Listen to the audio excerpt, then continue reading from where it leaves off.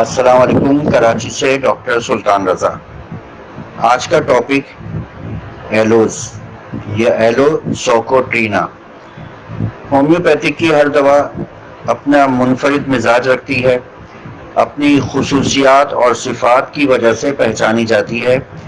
عام طور پہ یہ دوا ہومیوپیتھک میں پیٹ سے متعلق اور مقص سے متعلق امراض میں سودمند ثابت ہوئی ہے، لہذا اس دوا کو عام طور پہ ریکٹم سے متعلق عوارضات اور پیٹ سے متعلق یا اسٹول سمٹمز میں ایک منفرد دوا کے طور پہ استعمال کرایا جاتا ہے۔ کچھ لوگوں کا خیال ہے ایلو سوکوٹرینا کے بارے میں کہ جہاں پہ بہت زیادہ ایلوپیتھک دوائیاں استعمال ہوئیں تو یہ اس کو اینٹی ڈوٹ بھی کرتی ہے، لیکن یہ ضرور ہے کہ جہاں بہت زیادہ دوائیاں استعمال کی گئی ہیں اس کے اثرات کو مندمل کر کے ایک نئے سرے سے دوا اپنا اثر رکھتی ہے، لہذا اس کو مختلف طریقے سے اس طرح کی علامات میں دی جا سکتی ہے۔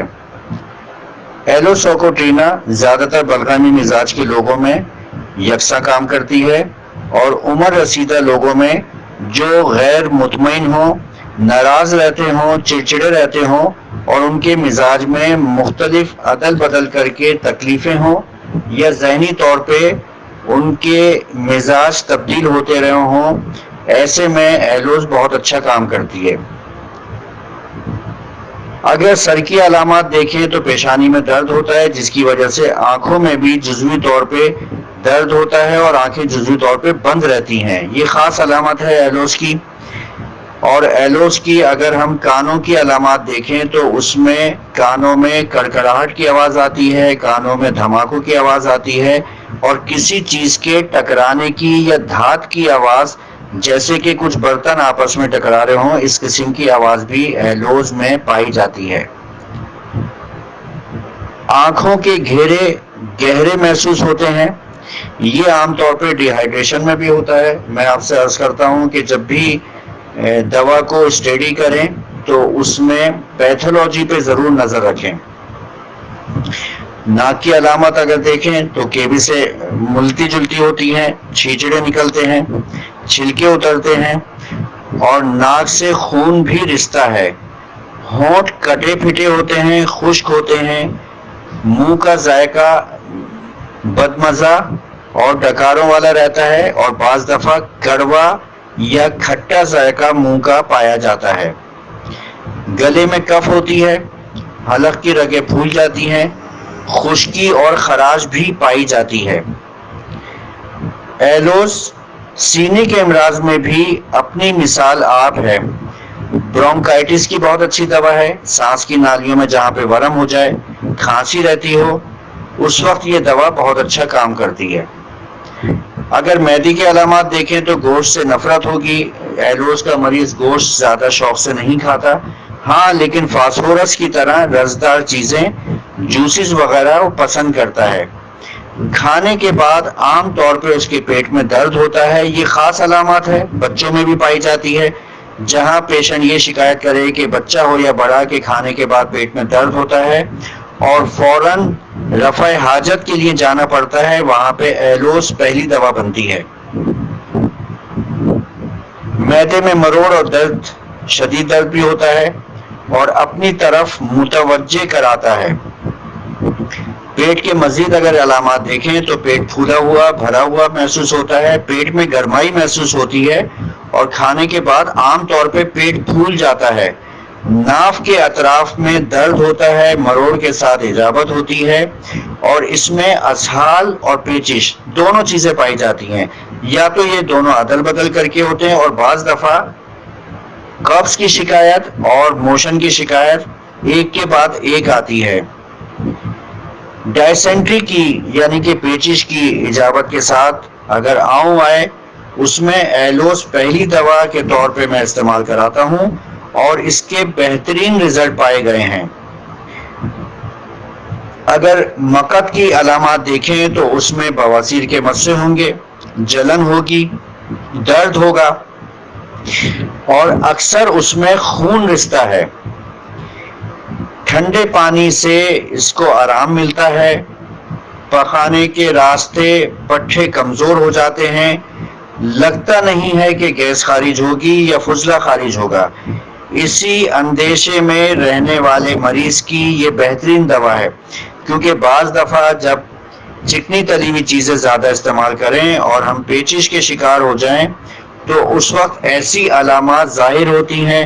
پہلی ہی خوراک سے ایلوس استعمال کرنے سے یہ تکلیف کافی حد تک بہتر ہو جاتی ہے، ٹھنڈے پانی سے سکون ملتا ہے، اور موشن میں بھی یہ دوا اچھا کام کرتی ہے۔ بعض دفعہ ایکیوٹ کیسز میں ایلوس، پوڈوفائلم پلسٹیلا جہاں پہ پانی جیسے موشن ہو یا گاڑے موشن ہو یا پیچش والی علامات ہو، بہت اچھا کام کرتی ہے، کیونکہ ڈائسینٹری میں پین بھی ہوتا ہے، بلڈ بعض دفعہ ہوتا ہے بعض دفعہ نہیں ہوتا، اور اس میں آؤں یعنی کہ جیلی کی طرح پخانے خارج ہوتے ہیں، یا جس کو میوکس والے پخانے کہہ سکتے ہیں۔ اس میں ایلوس تیر بہدف کا کام کرتی ہے۔ 99% ڈائسینٹری کے ایلوس نے کبھی مایوس نہیں کیا۔ بہت کم ایسا ہوتا ہے کہ ایلوس کو چھوڑ کے کرونک کیسز میں اسکوکم چک یا چپارو امرگوسا استعمال کرائی جائے، بہت کم ایسا ہوتا ہے، ورنہ ایلوس نے کبھی مایوس نہیں کیا۔ علامات چاہے بچوں کی ہوں یا بڑوں کی ہوں، جہاں مریض یہ شکایت کرتا ہے کہ جہاں پر کچھ کھائیں فوراً رفع حاجت کے لیے جانا پڑتا ہے، اس میں پہلی منفرد اور اولین دوا ایلوز ہے۔ آؤں بکثرت ہوتی ہے اس میں، اور بواسیر کے مسوں کے لیے تو بہترین دوا ہے یہ۔ اس میں جلن بھی ہوتی ہے، درد بھی ہوتا ہے، بعض دفعہ قبض ہوتا ہے، کبھی موشن کبھی ڈائسینٹری۔ ایسی علامات ایلوز میں انفرادی طور پہ پائی جاتی ہیں۔ بوڑھے افراد کی دوا میں نے آپ سے عرض کیا، بوڑھے افراد میں اگر کسی کو بے اختیار پیشاب نکل جائے، ان کنٹرول ہو، یا پروسٹیٹ کی وجہ سے یہ پرابلم سامنے آتی ہو، اس میں ایلوز آپ دے سکتے ہیں، اچھے ریزلٹ آئیں گے۔ نظام تنفس میں آپ کی علامات میں نے بتائیں کہ برونکائٹس یا سانس لینے میں تکلیف ہو، دقت ہو، سینے میں جلن ہو، چبھن ہو، جگر کے مقام پہ اگر کسی قسم کی چبھن یا درد پایا جائے، جگر کی بھی اچھے علامات ایلوز میں پائی جاتی ہے۔ اگر خواتین کے امراض کو ہم دیکھیں تو وہاں پہ اگر پرولیپس آف یوٹرس کی شکایت ہو، کمر میں درد ہو یا بھاری پن محسوس ہو، یا لوور ایبڈومن میں بھاری پن یا درد ہو، اس میں بہت اچھا کام ایلوز سے لیا جا سکتا ہے۔ عام طور پہ کمر کی تکلیف نچلے حصے میں تکونی ہڈی جس کو کوکسس کہتے ہیں، اس میں شدید درد ہو یا چبھن والا درد ہو، یا بواسیر کے ایسے مریض جو بواسیر کا شکار ہوں ان کی کمر میں درد رہتا ہو، تب بھی ایلوز کے علاوہ دوسری دوا دینے کی نوبت نہیں آتی۔ ایسے مریضوں کے جوڑ اکڑے ہوئے ہوتے ہیں، اس میں کھچاؤ ہوتا ہے، تلووں میں تکلیف اور جلن ہوتی ہے، اس موقع پہ بھی ایلوز اپنا بہت اچھا کام کرتی ہے۔ ایلوز ہومیوپیتھک کی دیگر دوائیوں کی طرح بہت بڑی نعمت والی دوا ہے، اس کو پیٹ کے امراض میں کبھی نظر انداز نہیں کرنا چاہیے، اور اس کے بہت اچھے ریزلٹ آپ اس کو اپنے تجربے کی بنیاد پہ دے کے حاصل کر سکتے ہیں۔ اب میں آپ سے اجازت چاہوں گا۔ ڈاکٹر سلطان رضا، شان homeo clinic, نز Safura چورنگی، Memon hospital, گلستان جوہر، کراچی۔